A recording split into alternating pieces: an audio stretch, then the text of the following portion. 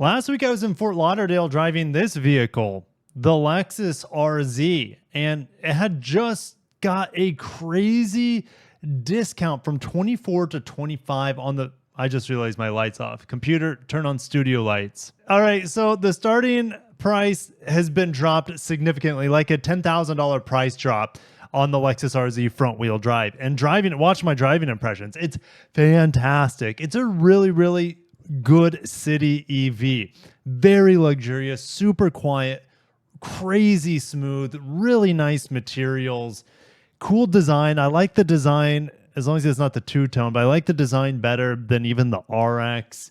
It's a sharp looking vehicle and it drives great. You don't need to get all-wheel drive on it. And so the title for that video last week was saying, hey, like it's cheaper than a bZ4x, right? Well, the irony is well, the 25 bZ4x just got announced, which is the Toyota stablemate built in the Motomachi plant alongside the RZ and alongside the Subaru Solterra. The bZ4X just got a price drop, and can I recommend it now with the lower priced RZ? Well, let's find out. We have a couple new additions, lower price being one of them, a new Nightshade edition. Let's get into it. So bZ4X for 2025 is now $6,000 lower for the XLE grade and about $5,400 lower for the limited grade. There are just two grades, and then you can get each of those grades in front wheel drive or all wheel drive. It's a pretty simple grade scheme. bZ4X adds a bold Nightshade edition to the lineup with standard all wheel drive.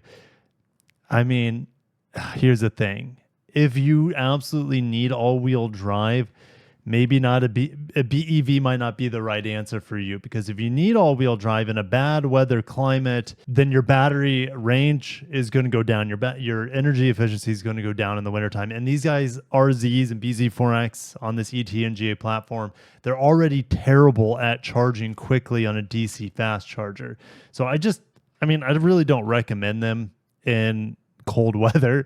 There are other EVs out there that are slightly better in weather that's not above 50 degrees. That's when range starts going down quite quickly and efficiency starts going down quickly. But anyways, don't get all-wheel drive on these. Yes, the extra torque is nice, but unless you get a crazy deal on an all-wheel drive model. And here's the thing, the RZ gives you an extra 100 horsepower or so if you get all-wheel drive. If you get all-wheel drive on the bZ4X, just gives you more torque, and all-wheel drive doesn't give you more horsepower. I think it's about the same. So anyways, let's keep moving. Limited grade adds traffic jam assist capability, lane change assist, front cross traffic alert. Totally not worth it. Here's the thing, front cross traffic alert on a Toyota, I'll disable it and then it turns back on when you start the car back up. It's super annoying. I also am not a big fan of the traffic jam assist. I've used it. It works great, but it is 1 year and then it's subscription based. And lane change assist is a gimmick. All right. So that's, to me, I don't want any of that. And the fact that you're paying more to get stuff like that is it's not for me. So just get the base XLE grade. At least you get a dual voltage charging cable that's standard. So you got a level 1 and level 2 on there, and 1 year of complimentary charging through EVgo charging network. I'm going to look up to see where the closest EVgo is to me. Okay, well, if you're in Miami, that doesn't look like a bad deal, but on the West Coast, there's none. That EVgo does absolutely nothing for me unless, here's the thing, I could drive over to the East Coast, visit some friends, or do a press event over here, and then I could quick charge an EVgo for free. But that's just for a year. I'd want for like 5 years because, yeah, it's still inconvenient compared to a gas car. I just took my 2012 Prius over there and back, and I still had a half tank of gas when I went over there to drive. Anyways, so that's not going to sell me the EVgo charging. It probably would if I was in a big city. Like if you go to Orlando, there's a lot more there. Tampa area, there's quite a few. So yeah, it's just a charging ghost town where I live. Front wheel drive models still get 252 miles. Again, I really recommend this mainly as a city car. It starts at $37,070 on the XLE front wheel drive, a reduction of 14%. But going back to the RZ, so what we're talking about $7,000 difference or so. $7,000 difference to get in a Lexus. I mean, it might be worth it. It all depends on the deal, the lease deal you can get, because don't buy these vehicles. Do not buy them, only lease them. They depreciate very quickly. And there's new EV technology always on the horizon. These things were essentially outdated when they came out. The RZ and the bZ4x, they don't have fast charging. Their software is very limited, but they're really good city cars, like I said. So it comes down to lease price. It's good that the bZ4x now has a decent lease price, or should I say decent MSRP, which will help your lease price. Remember, while you still can, the EV tax credit is still in effect if you lease. It's not if you purchase, because these are built in Japan. So lease these, get the EV tax credit before it's too late. What do I mean by that? Well, I feel like Toyota and Lexus know what's coming. They dropped the prices on these models conveniently, or $6,000, $10,000. Why? Because the EV tax credit is going to get eradicated by the Trump administration, almost guaranteed. All right. So Toyota's trying to get out ahead of it. But in this short window that you have, you might be able to get some crazy, crazy lease deals, because not only did the MSRP drop by $6,000, you lease it, you get an extra $7,500 off. So you're leasing a vehicle that's more like $31,000.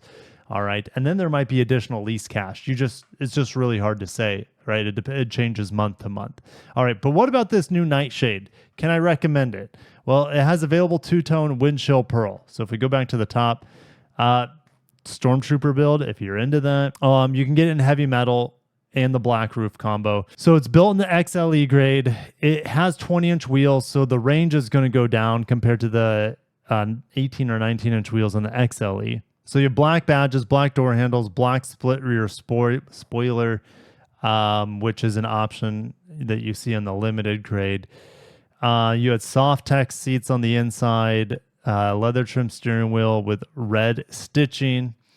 Click here to see the bold series. Oh, okay. So they have a bunch of Nightshade models, right? Anyways, let's close that. Let's get back. This isn't even the Nightshade because it doesn't have the red stitching. All right, whatever. Don't recommend the Nightshade. It's just going to be too expensive, I'm pretty sure, because we should have pricing down here at the bottom. Yes, they have a heat pump. That's nothing has changed here. I like how the bZ4X drives. The front wheel drive is insanely efficient. I was getting 4.5 miles per kilowatt hour, which is pretty much the best I've tested in cars of its segment. What else? Okay, there's just a lot here. This is a really long press release. Just trying to get to the bottom to the pricing. They don't have pricing. Let's see if the bZ4X for 2025, there it is. So here we go, the $37,000 price point right here. The Nightshade's $40,420. Yes, you get all-wheel drive, not worth it. The cheapest, I mean, the XLE is well equipped, so that's the way I'd be going, unless you can get some crazy deals on some limited models, but the lease price is the name of the game here. So do what you can to whittle that lease price down as much as possible. If I look at bZ4Xs in my area, obviously not the 25 model, they're not being discounted. Maybe $1,000. Let's view current offers on the 24 model.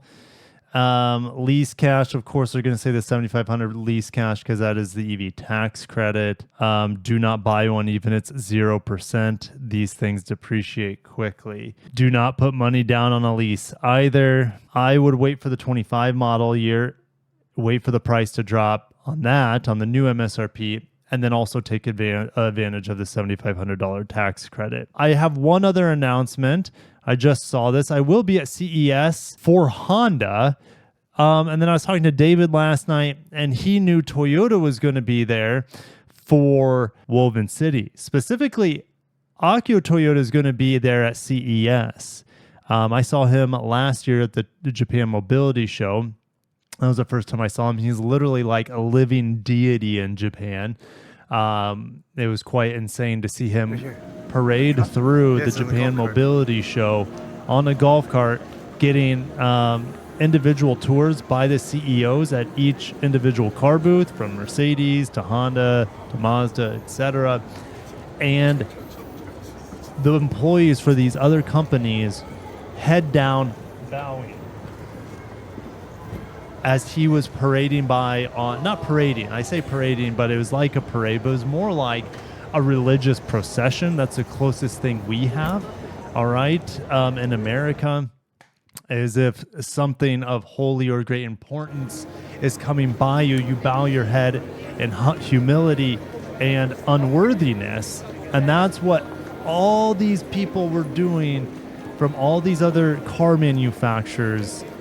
That was not Toyota, not Toyota employees. All these other people there were bowing in reverence to Akio Toyoda as he's going by on an electric golf cart inside of the Tokyo big site for the Japan Mobility Show. Anyways, there's a quick little story. So hopefully I get to see him again in passing as he does some sort of Woven City debut for Toyota. Now, Woven City is what you see. Let's see here. Can we listen to this?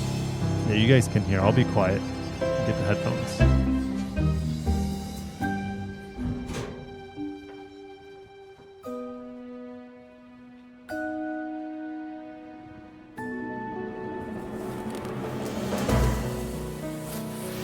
Cool.